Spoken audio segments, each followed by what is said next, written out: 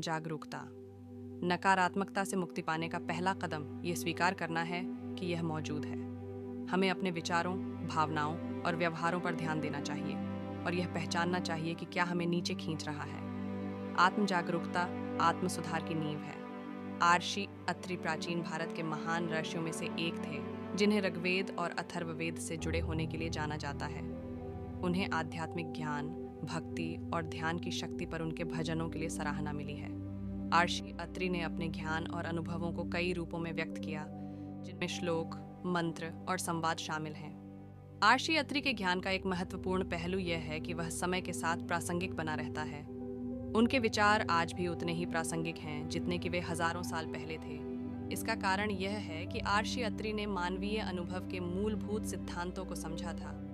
आर्षि अत्रि के ज्ञान का एक अन्य महत्वपूर्ण पहलू यह है कि यह व्यावहारिक है।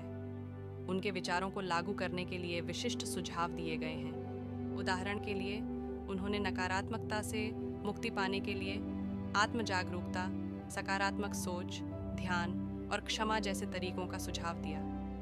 आर्षि अत्रि के ज्ञान को आज भी कई तरीकों से उपयोग किया जा सकता है।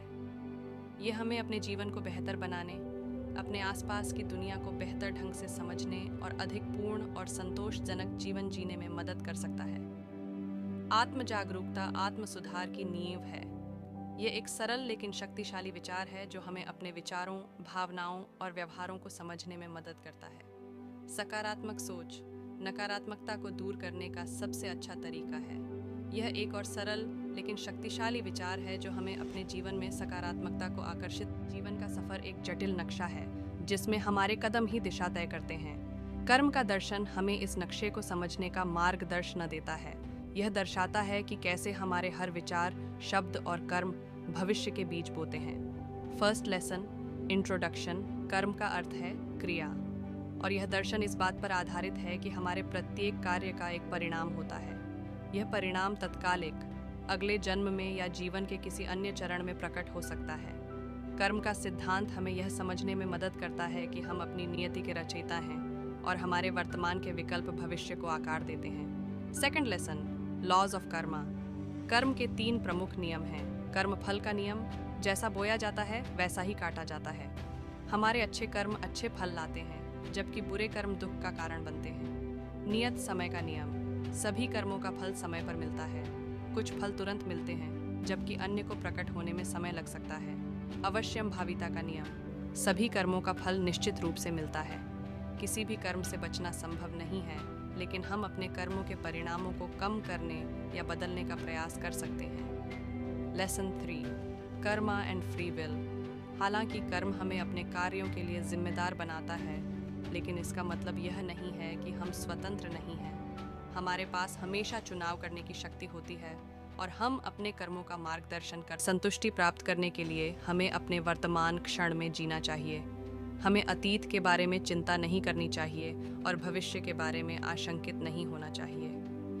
हमें अपने वर्तमान क्षण में जीने और उससे आनंद लेने पर ध्यान देना चाहिए कि संतुष्टि प्राप्त करने के लिए हमें दूसरों की मदद करनी चाहिए।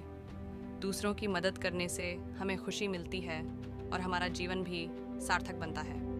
कुछ और सुझाव है।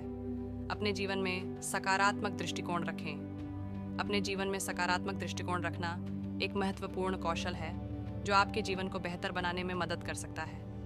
सकारात्मक दृष्टिकोण वाले लोग अधिक सफल, खुश और स्वस्थ होते हैं। वे कठिन परिस्थितियों का बेहतर सामना करते हैं और अपने लक्ष्यों को प्राप्त करने की अधिक संभावना रखते हैं। सकारात्मक दृष्टिकोण रखने के कई तरीके हैं।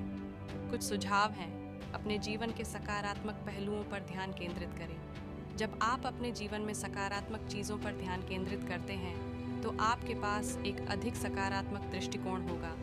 नकारात्मक विचारों और भावनाओं को दूर करें।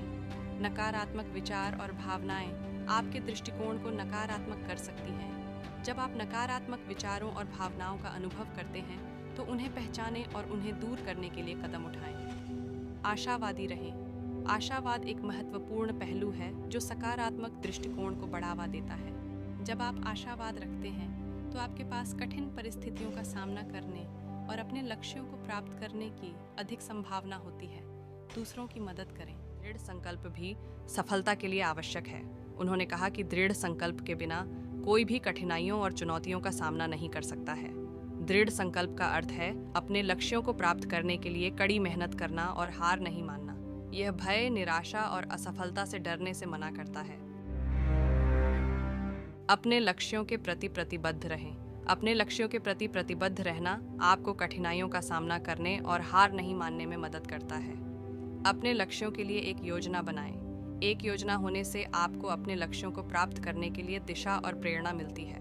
अपने लक्ष्यों पर ध्यान केंद्रित रखें। अपने लक्ष्यों पर ध्यान केंद्रित रखना आपको विचलित होने से रोकने में मदद करता है। अपने आप को प्रोत्साहित करें। अपने आप को प्रोत्साहित करना आपको कठिन समय के दौरान प्रेरित रहने में मदद करता है। स्वयं अनुशासन और दृढ़ संकल्प 2 महत्वपूर्ण गुण हैं जो सफलता के लिए आवश्यक हैं। इन गुणों को विकसित करके आप अपने लक्ष्यों को प्राप्त करने और अपने जीवन में अपने इच्छित परिणाम प्राप्त करने की अधिक संभावना रखते हैं। आज के लिए बस इतना ही। सब्सक्राइब और शेयर करना न भूलें। अपने सुझाव कमेंट में ज़रूर दें। धन्यवाद। आशा है कि आपको आज की बातें पसंद आई होंगी। अगली बार फिर मिलेंगे। तब तक सुरक्षित रहें और स्वस्थ रहें। नमस्ते।